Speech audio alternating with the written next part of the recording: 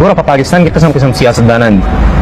یو هغه چې هغه رزیل ځان لم پیسې وي خو په قوم باندې لګي، او یو رزیل سیاستدان هغه چې هغه وایي چې مين زرما او ټوله زما، او چې څونه شر دی هغه چاته مضاف کوي، هغه دې قوم ته مضاف کوي. بس اسانه خبره ده.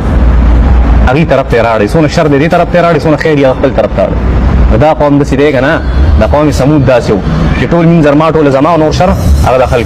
ځینې سړی د سې چې په هغه کې خیر لک شانتي، شرم پکې او خیر پکې الک شانتي. ځینې هغه چې هغه خیر ټول ځان له علي او شر ټول په خلکو تقسیمي. دا داسې قوم لا به منمونه ذکر وجه الذين يفسدون في الارض فزمت فسافر ولا يصلحون. د سړیتوب کار سره کوي نه اصلاح کار سره کوي.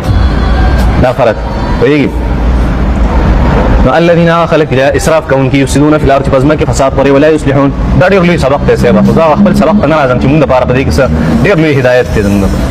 من کې بس صحیح اشاره وته ټول تاسو په پوهیږئ ځان په پوهیږئ. قالوا دي قوم انما انت من المسحرين.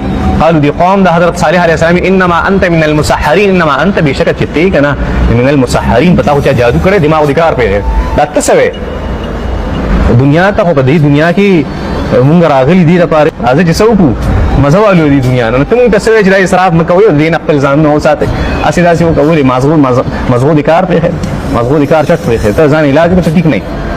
انما انت من المسحرين. اسخرب خبره دا پارشوا چې ستا دماغ کار په سحر جادو زبان. مسحرین درې معنی ني څو معنی ني. مسحرین مسحر هغه سړی ته وایي چې هغه جادو شوی، بلکې سلور معنی. مسحر دې ته وایي چې هغه باندې جادو شوی او عقل کار کوي. خو مسحر هغه سړی ته وایي چې هغه خپل جادوګری وایي. د مسحر په معنا د ساحر په معنا یا خلکو ته جادو کوي هغه ته وایي باز خلک. او درېمه معنی صدا وایي مسحر وي اصل کې وي سحر چې ده سین حارا وي دا اعلى البطن ته وي د خېټې برې سي ته وي د خېټې برې حصہ چې دا کې څه وي معده ته وي د خېټې برې سي ته وي نه پوهیږي په دې د خېټې د پاسه سي معده پرته یې کنه د خېټې د برنې سي ته شی ویلې شي دې ته سحر ویلې شي. نو مطلب دا و چې تم زمون په شان ته خوراک کې مستاب شان خوراک کو بمغه پتا کې فرق څه. انما انت من المسحرين. ته زمون په شان خوراکي ته موږ خبرې ولګي څه په نه شي په دې باندې. یا د مسحر سلورمه معنا ده. مسحر چاته وي یو جبل هغه ته بجیله زبان وي. څه بجیله زبان کې مسحر مخلوق ته وي چې ته زموږ په شان دي مخلوق. لکه مخکې دې خلکو ویلو پیغمبر خدا ته صلی الله علیه وسلم ته چې دا څنګه پیغمبر دی چې دې سکه دې په بازار کې ګرځي خوراکونه کین هغه د مخکینه معنا و د خوراکي والا معنا مسحر. انما انت بشر تو شيء یو انساني زموږ په شان دي انساني. دا سلورمه معنا غدي دي کده فټه چې دې قوم ته ته زموږ په شان دي مخلوقي.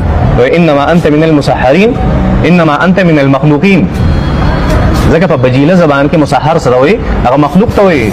بجیله زبان دا یو انماری او قحطانی زبان.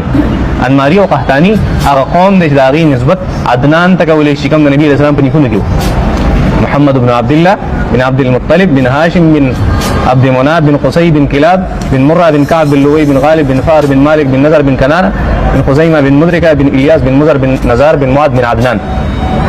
دا د نبی علیہ الصلوۃ والسلام په عدنان باندې چې کم خلک هغه ته منسوب دی هغه ته ویل شي هغه ته انماریان قحطانیان ویل شي. بجیله زبان د هغه زبان نه څه په پوهه نشوي په دې